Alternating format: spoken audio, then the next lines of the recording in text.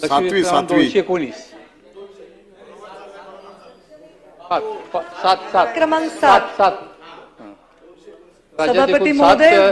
5 एक मिनिट काय काय म्हणताय? सभापती महोदय वितरित केल्याप्रमाणे पशुवैद्यकीय पहिले आहेत आणि नियोजित 3 आहेत. अकोला, जळगाव, अहिल्यानगर ही शासकीय आहेत. पशुवैद्यकीय चालू आहेत. आता मासफू अंतर्गत असलेले 5 पशुवैद्यकीय महाविद्यालय आणि एक प्राध्यापक आणि आपल्या शासकीय महाविद्यालयात सुद्धा जागा रिक्त आहे. म्हणजे जागा नाहीत मग आहे त्या प्राध्यापक बोचा टाकायचा, त्यांच्याकडे शिकवून यायचं, तेही शिकवत नाहीत आणि मुलांना काही समजत नाही. अतिरिक्त द्यायचा असं चालू आहे. नियोजित महाविद्यालय सुरू न करता खाजगी आहेत. आता खाजगी महाविद्यालयाचं शासनानं एक फॅड काढलेलं आहे.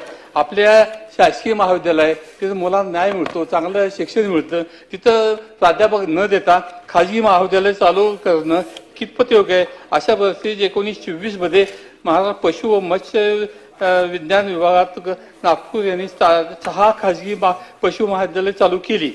पण केली असते राज्यात व्यावसायिक शिक्षण संस्था चालू आहेत.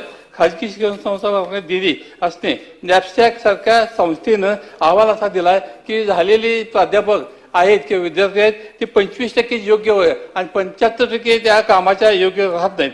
जे पदवीधर आहेत त्यापैकी 25% पात्र आहेत आणि बाकीचे त्यात नाहीत. खाजगी महाविद्यालय फी घेतात पण डोनेशन घेतात आणि बाकीच्या मुलांना शिकतात. पण आमच्या म्हणजे ज्यांना आवश्यक आहे जे शिकू मागतायत अशा मुलांना अन्याय होईल. त्यामुळे खाजगी विद्यालय नको आहेत. आज जे चालू आहेत, इंजिनिअरिंग चालू आहेत, वैद्यकीय चालू आहेत, कृषी महाविद्यालय चालू आहेत, तिथं काय चाललंय? तिथं आपण प्राध्यापक देऊ शकत नाही, दिलेले नाही आणि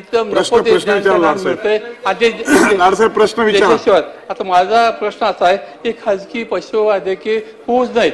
आपल्या आहेत शासकीय आहेत त्यांना चांगला न्याय द्या, त्यांना चांगले प्राध्यापक द्या, त्यांना सगळं साहित्य द्या आणि अशा पद्धतीनं अशा खाजगी होऊ नये एवढी काळजी शासनाने घेतली पाहिजे आणि ते शासनाने खाजगीचं फॅड काढून टाकले देणार का? आणि जे बाकीचे आहेत पशु इंजिनिअरिंग वैद्यकीय कृषी इथं सुद्धा स्टाफ देणार का? प्राध्यापक नाहीत. आज जे वैद्यकीय आहे ते इतकं महत्वाचं आहे. 25-40% स्टाफ तिथं नाही आणि हे स्टाफ देणं आवश्यक आहे. ते शासन देणार का अशी माझी विनंती आहे. मंत्री महोदय.